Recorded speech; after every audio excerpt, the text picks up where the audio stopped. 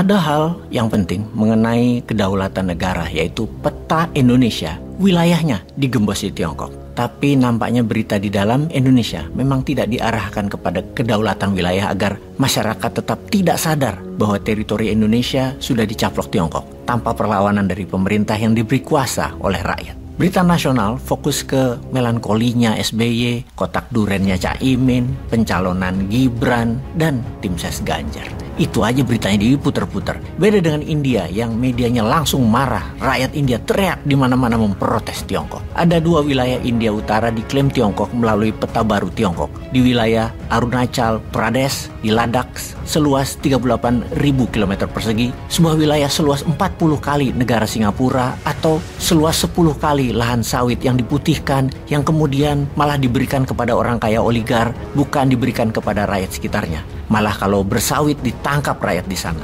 Yang pasti nggak ada beritanya. Berita yang membuat citra buruk pejabat itu tabu, haram, tidak boleh ada di tanah air ini. Karena pejabat sekarang yang membuat keputusan memang suci, memang baik, dan memang berprestasi. Atau gini deh, kali ini mungkin rasanya narasi kita terkesan cynical atau nyindir. Namun hal ini penting karena terkadang untuk melihat sisi lain dari cara menyampaikan informasi agar bisa membuat perubahan, kita harus sinis sekali-sekali. Sekali lagi, tujuannya agar perubahan Indonesia menjadi lebih baik. Kita tantang kebijakan bernegara Indonesia sekarang. Kita di Indonesia banyak lembaga survei kan. Semua lembaga survei itu pinter-pinter dan datanya terakurat. Klaimnya sih, metodenya terbaik, samplingnya terpercaya. Bagaimana kalau kita tiru negara lain dalam melihat keberhasilan di negaranya sendiri? Kita ke India lagi. India saat ini adalah presidensinya G20 di tahun 2023 ini yang akan diselenggarakan 2 minggu lagi, alias India jadi tuan rumah penyelenggaraan pertemuan tahunan anggota G20. Ingat ya, waktu Indonesia jadi presidensi itu bukan Indonesia ketua G20, tapi hanya jadi tuan rumah ngurusi kepala negara G20. Sama seperti India sekarang.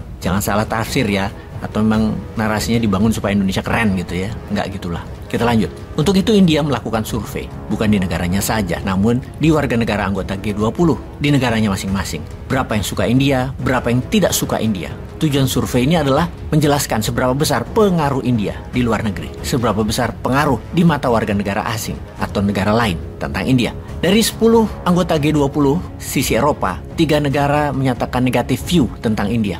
Kita detailkan. Pada tahun 2007, 29% saja orang Prancis yang melihat negatif view tentang India. Sekarang di tahun 2023 meningkat jadi 39%. Di tahun 2007 Spanyol 34% tidak suka India. Sekarang yang negatif view naik menjadi 49%.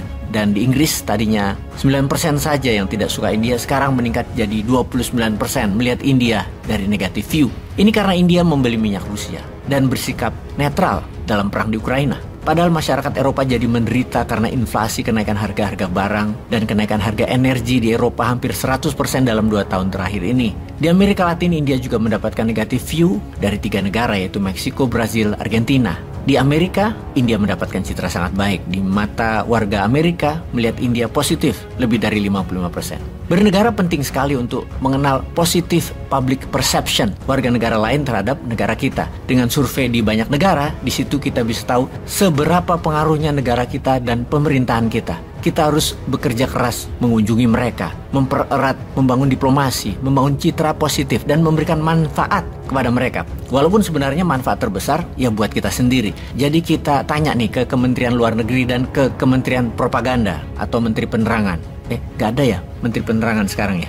Oke, sekarang kita ke perang peta atau map war yang diluncurkan oleh Tiongkok kepada seluruh negara tetangganya yang berbatasan langsung dengan Tiongkok. Dalam edisi peta Tiongkok terbaru tahun 2023, Standard Maps of China, 2 wilayah India diklaim Tiongkok di Arunachal Pradesh di sisi timur yang Tiongkok sebut selatan Tibet, dan Aksai Chin di sisi barat India, daerah Kashmir. Keduanya berada di utara India berbatasan dengan Tiongkok. Peta Tiongkok baru bagi Tiongkok adalah penyetandartan atau standardized names. Penamaan wilayah ini adalah cara standarnya bernegara Tiongkok. Jadi nama-nama yang diklaim tadi semua dikasih nama Cinanya. 5 nama gunung ada nama Cinanya sekarang. Nama kota, nama sungai, nama laut, nama pulau, dan lain sebagainya di wilayah yang dia klaim tersebut. Wilayah Laut Utara Natuna dan Taiwan lebih parah lagi. Sampai cadangan geologinya diklaim milik Tiongkok. 10 garis putus atau China 10 Dash Line yang mencaplok wilayah Taiwan, Filipina, Indonesia, Malaysia, Brunei, Thailand, Vietnam, Jepang. Hanya Indonesia yang sepi.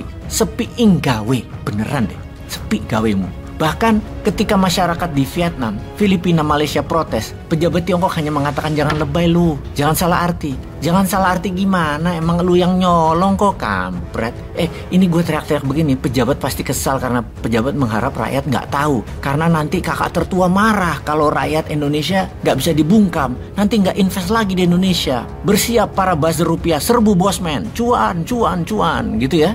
Kita lanjut. Tiongkok mengumumkan resmi bahwa ini adalah peta Tiongkok yang benar untuk edukasi dalam negerinya Tiongkok. Dimana kalau negara lain ada yang protes, itu harus dilawan. Karena itu artinya Tiongkok dizalimi negara tersebut. Tiongkok harus rebut, harus klaim balik. Ini kok bisa ya Tiongkok ngomong begini ya? Terus kita diem aja. Memang Xi Jinping ini sejak awal pakai hard power mainnya ke negara lain. Wilayah Spratly Island milik Filipina sudah ada pangkalan militer Tiongkok. Juga Kalayaan Island semua sudah ditinggali oleh militer Tiongkok.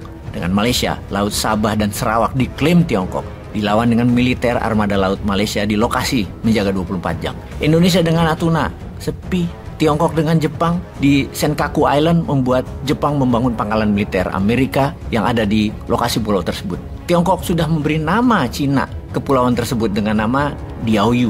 Jepang merespon dengan ekstrim. Limbah Fukushima dikirim ke sana, ke arah Tiongkok. Wes ambiar iki. Indonesia B kedaulatannya, dicawe-cawe di Laut Natuna. Petanya sudah diklaim. Ayo klaim balik, kalau perlu buat peta baru. Tiongkok jadi provinsi Indonesia sekalian. Kita caplok aja. Peace.